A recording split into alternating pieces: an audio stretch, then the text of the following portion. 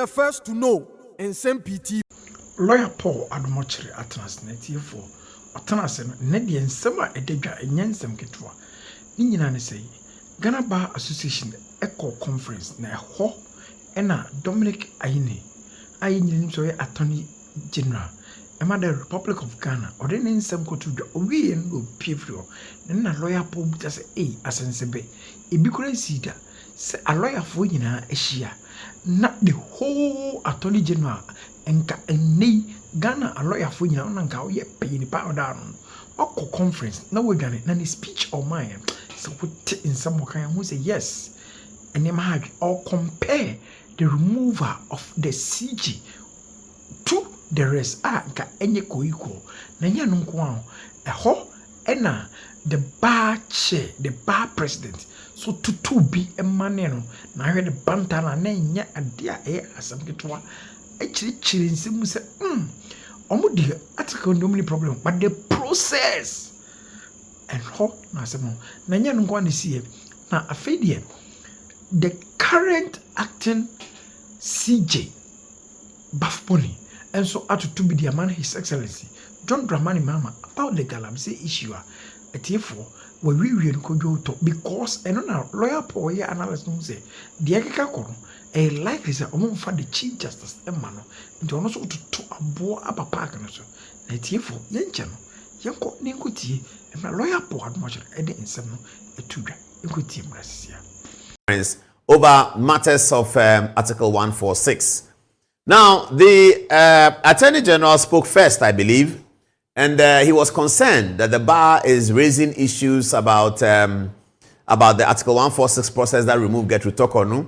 And that he thought that they are being self-serving. That was the word he used, very harsh. And he also thought that they are being selective. Because, according to the Attorney General, when Article 146 processes were applied against the former Shraj boss, Lamte, I forget her first name, and is it Matilda? Something Lamte. And it was also applied against Charlotte Osei in 2017.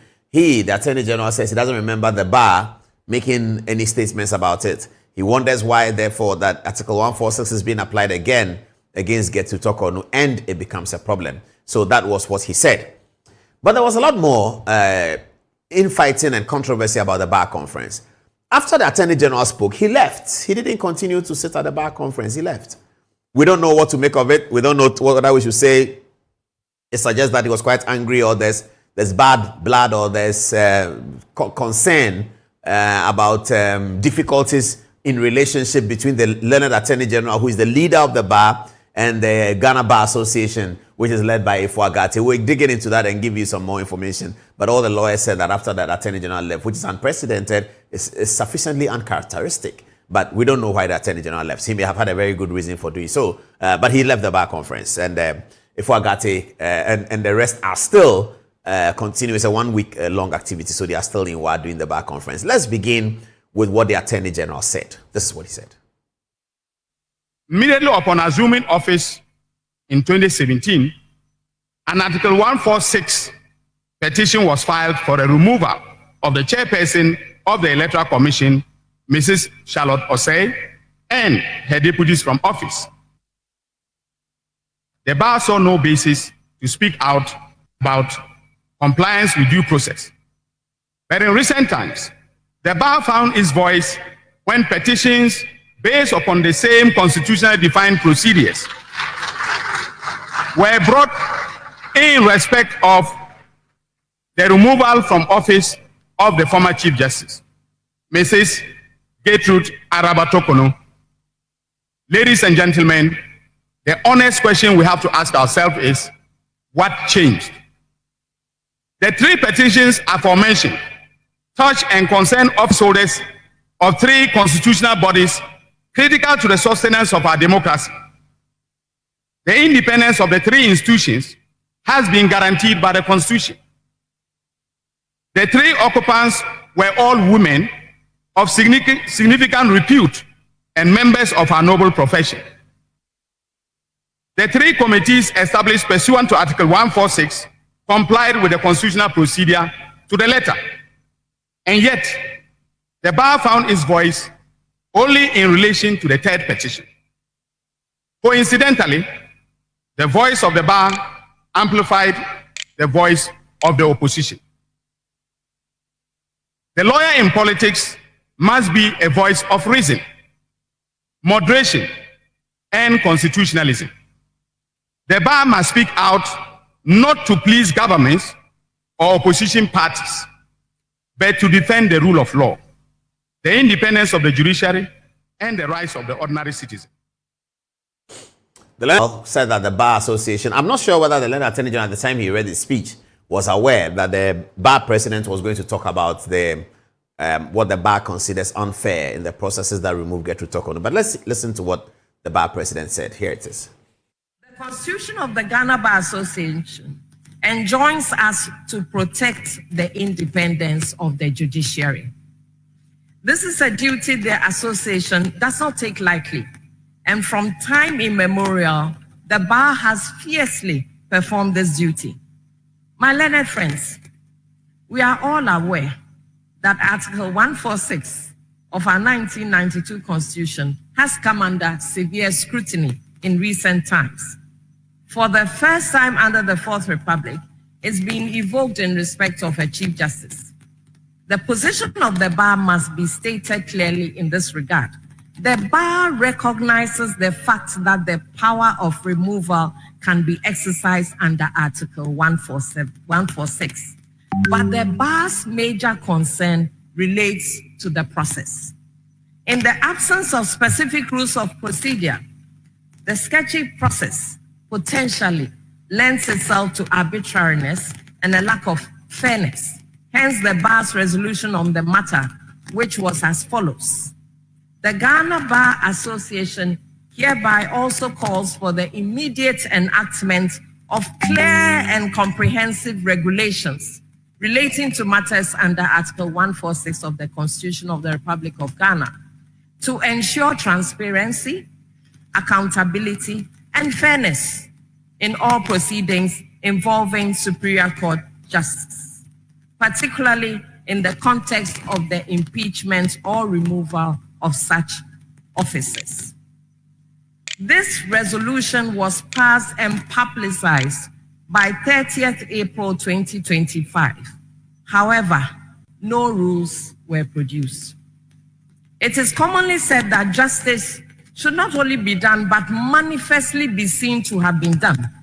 The lack of an enactment for such rules in the case of the removal of the fourth highest person in the nation should be a matter of concern for all of us. These rules should have been known to all and sundry before the commencement of the process, as it greatly affects the standard to be met. It ends up being an unfortunate precedent, which lacks fairness, a situation that calls for redress, if indeed we are custodians of justice.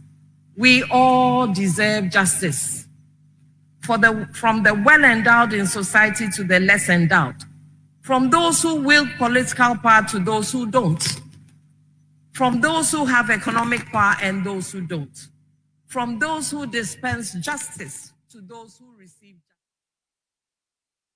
So the bar president actually read a resolution from the entire members of the Ghana Bar Association, and therefore the criticisms of the Attorney General should be looked at as criticizing the bar, of which the Attorney General is a leader. There's a lot more to say about that, but if you have some information on why the Attorney General left the bar conference after giving his speech, which we are told by lawyers is unprecedented, you can tell us, because the lawyers are still at the bar conference, some of them may be watching, you can tell us why, if you have that information. Apparently the Deputy Attorney General, Justice Nsem-Pii, was not seen at the bar conference at all.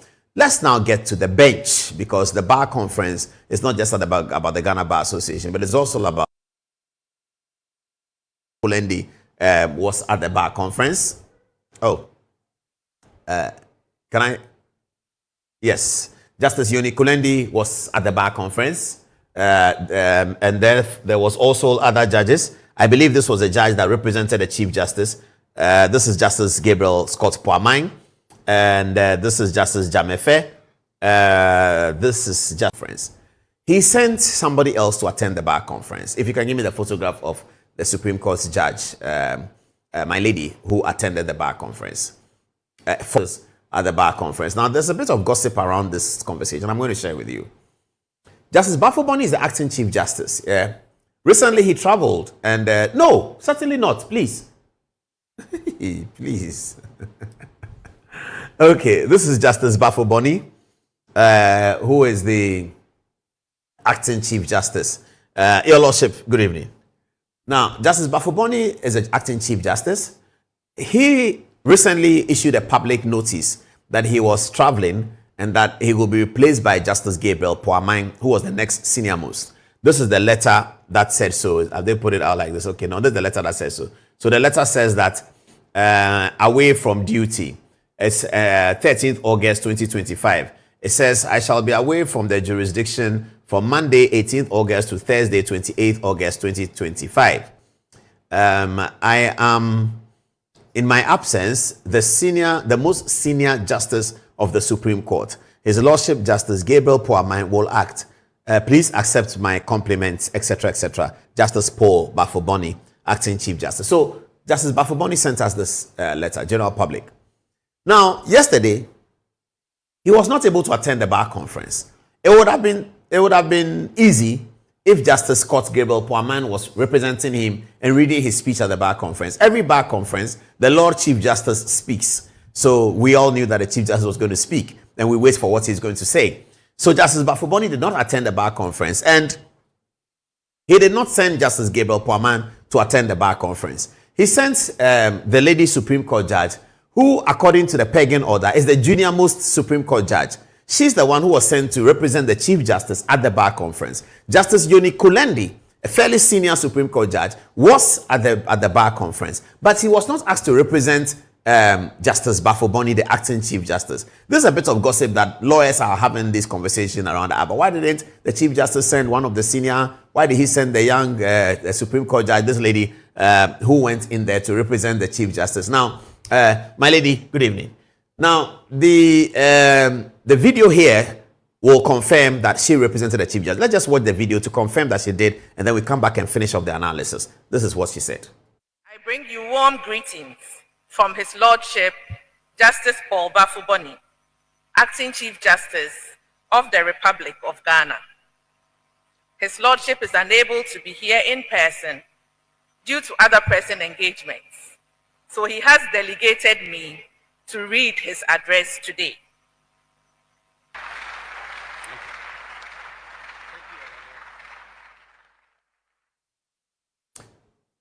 That's Justice Hafisata Amali Boba, her ladyship Supreme Court judge, who represented Justice Bafoboni. So viewers, you get the drift of the matter. Justice Bafoboni is the acting Chief Justice based on the fact that he's the most senior most. In fact, there's a bit of jurisprudential conversation about this, whether the letter that Justice Bafoboni wrote for Justice Gabriel Poamine was valid, because Justice Bafoboni is acting Chief Justice under a constitutional provision. The 1992 Constitution provides that where the Chief Justice is unable to perform his or her functions, the next senior most judge will replace him. That's where the Constitution ends. The Constitution does not proceed to say that if that next senior most judge is also not able to perform his function, it should be the next. We can presume it, but the Constitution really doesn't say that. And so Justice Bafoboni handing over to Justice Gabriel Scott Poamine was debated in legal corridors whether it's a proper thing to do. You know, they are constitutional purists, and they like to talk about these things, and I won't mention their names, but you know some of them. They are constitutional purists. So that's a different matter, but that conversation was had. Now, though,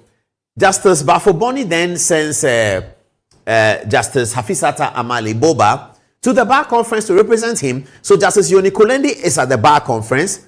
He doesn't get to represent the Chief Justice, even though he's senior on the Supreme Court, as far as Supreme Court is concerned, to Justice Yoni Kulendi. He's senior to Justice Amali Boba. Somehow, Justice Amali Boba is the one speaking for the Chief Justice. And what does the Chief Justice say? The Chief Justice drops a bombshell, which is a big part of our program tonight, about Galamsey. He had very harsh words for the government about Galamsey. Now, where is it coming from? It's evolving from the president's press conference, and I really don't know what the communication people at the presidency are feeling about this press conference, because before the president's press conference, there was not much pressure on the government about Galamsey. After the president's press conference, based on the answers the president gave, all hell has broken loose, pressure on the government about Galamsey. So I'm not sure how they are taking this, whether they should have done the press conference or they should have left it. Anyway, that's a conversation for another day. So let's see what Justice Bafoboni told the world at the bar conference through Justice Amali Boba. Let's see some of the slides. One of them is this. This one is very serious. It says, Justice Bafuboni, speaking at the bar conference, says, how did we get here as a nation to allow a few selfish and greedy individuals connected to power and influence in society hold the entire nation and its future to ransom for their benefits? That's very strong. Now, I should have told my people to get a video of President Mahama answering. If you can quickly get that, it's important. President Mahama answering. Ask him that, your gold board, do they know what gold they are buying? Are they buying Galamsey gold or they are buying this? President Mahama's conversation was that a state of emergency is a last resort issue. You cannot do a state of emergency because it has major economic implications. He also said that there are 4 million people working on Galamsey, that if you stop Galamsey today, what are the 4 million people going to do? President Mahama was attacked on Facebook. Many people said that, what is he talking about? Does he mean that, what about armed robbers? If they catch armed robbers, are we going to say that they are doing armed robbery? And they are doing armed robbery because we don't have a job for them. President Mahama said that we should create something for them and then we can ease them off Galamsey. So questions were being asked. Galamsey is an offense. It's a crime. It's a criminal activity. Are you free to pursue a criminal activity because you have finished school and you are unemployed? Are you free to pursue any criminal activity because you're a young man and you're unemployed? These are the questions people were asking President Mahama, that if you say that the Galamsey people, we should find something for them before they move. The Galamsey that they are committing, destroying water bodies. I heard something very frightening, that the Volta Lake is also being affected by the same illegal activity of mining in forest areas and mining on water bodies. So this became a big deal. Just for recap, this is what President Mahama told the media last week. Just for recap, this is what he said. I never expected, or I never deluded myself that the fight against illegal gold mining or Galamsey was going to be an event. The Gold Board was introduced as part of reforms. And if the Gold Board was not introduced, I mean, those who were taking the profits from the small-scale mining sector were the foreign traders who were taking that money away. In 6 months, we have exported over $6 billion. About $4 billion of that money was going to go into the private or foreign traders. And so the first thing is, you shut the stable door so that the horse doesn't escape, which is what we've done. So if it's from illegal sources, it's from legal sources. At least it's our land that is being destroyed. So let us get the benefit of it instead of foreign traders. So that's the first thing. I've been reluctant to implement a state of emergency in the Galamsey fight because we've not exhausted the powers we even have without a state of emergency. We have the opportunity to arrest anybody, to confiscate any such thing. There are laws for forest protection and all that give us enough powers to be able to act. Implementing a state of emergency might sound nice, but it should be the last extreme, the last resort. So for now, let's exercise all the powers we have. And if it becomes necessary for a state of emergency, then we'll look at it. It means we have to go to Parliament. The president can't just declare a state of emergency without, going to Parliament, because there's a limit to how long you can maintain that state of emergency. And so I believe that we still have leverage to continue to fight Galamsey without necessarily implementing a state of emergency. It means that we have to delineate the areas where the state of emergency is operational. And if you look at the area where Galamsey is taking place, it covers several districts of our country. And so we would do it if it becomes necessary. But for now, I think that we've given the security services enough powers to be able to deal with people who are found to be involved in Galamsey. So that's what happened, just to recap. And people have said, and that's part, you see, Miracles Abuaji is in the studio this evening because he says that there's a lot more to the Galamsey that we are not seeing. That is something that he has seen it a long time, but now he has the evidence to share with us. Imagine that what President Mahama said, really, from coming from a president, it shouldn't be a problem. It's a state of emergency, it's the last resort, blah, blah, blah. But imagine if this had been said by Akufo-Addo in 2024, June 2024, And Akufo-Addo had a press conference and said that I cannot declare state of emergency, that the people are working on the Galamsey. At least it's our land they are destroying, so let's take the money. If Akufo-Addo had said this in June 2024, imagine what would have happened. So that's part of the reason why this has become a problem. It's not so much that what he said is a problem. It is because of what was said before. Again, just for recap, this is some of what was said before. Have a look at the video. A ban on all forms of mining. We want a state of emergency. Declare a state of emergency. Just as we declared lockdown during COVID, let there be a certain declaration. Yes, I think that national emergency be declared now. And it is his responsibility to deal with Galamsey now. I get very passionate when I talk about Galamsey issues because I think the president has failed. And this is not politics. This is about leadership. All these key actors, some of them members of parliament, but all of them cabinet ministers. Samuel Okudzeto Ablakwa, foreign minister. Emmanuel Amakofibua, lands minister. He's actually the minister responsible for this. His view in opposition was that they declare state of emergency. The view on government of the president is different. Then you have Sam Nate George, minister for communication. His view was declare state of emergency. Idrisu Haruna is minister for education today, and he was minority leader before, member of parliament for Tamale.